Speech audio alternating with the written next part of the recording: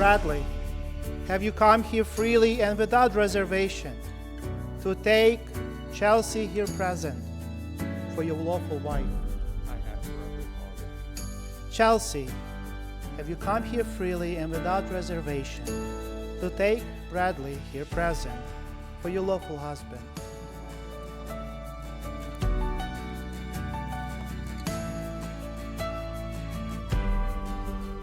I, Bradley, take you, Chelsea, to be my wife.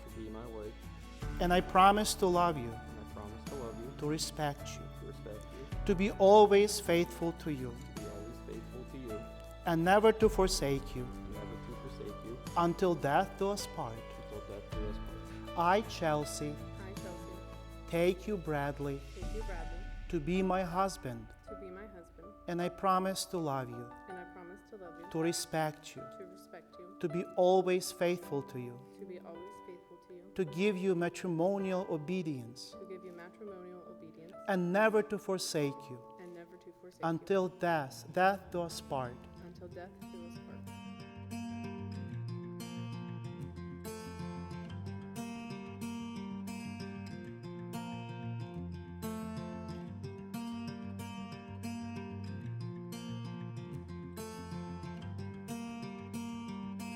Marriage is about always being there for your husband and for your wife. Sacrificing your life, everything that you have and everything that you are for your spouse. That's what marriage is. My dear brothers and sisters, dear family, for the first time, I would like to introduce to you Mr. and Mrs. Bradley and Chelsea Carretti.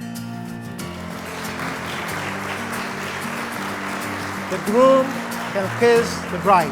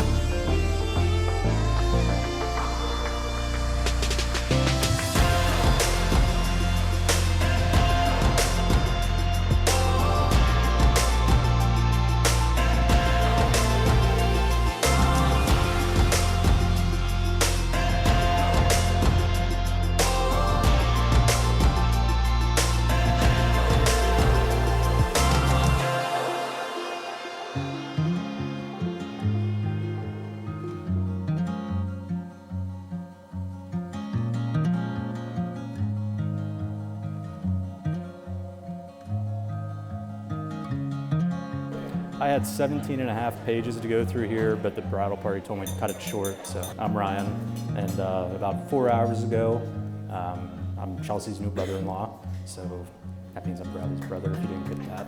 Chelsea, welcome to the family. You're tied for first place for my favorite sister-in-law. Bradley's my favorite brother, so if you guys need anything at all, just let us know, Anna and I will do anything you need. So welcome to the family. So let's raise our glasses for Chelsea and Bradley. Hi everyone. I would like to first start this speech off by saying, damn, do you look amazing. Round of applause for the bride. I'm so glad that we're all finally here because I don't know about everyone else, but I've been waiting, 6 years? Chelsea and I met in freshman biology class, and it was a class that neither of us belonged in. It was hard from start to finish, but every day I thank Jim Julian for bringing us together.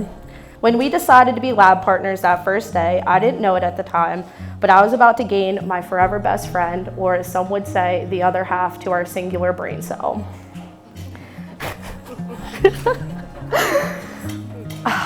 At this point, she had been with Bradley for a few years, so that is all I heard about all of the time.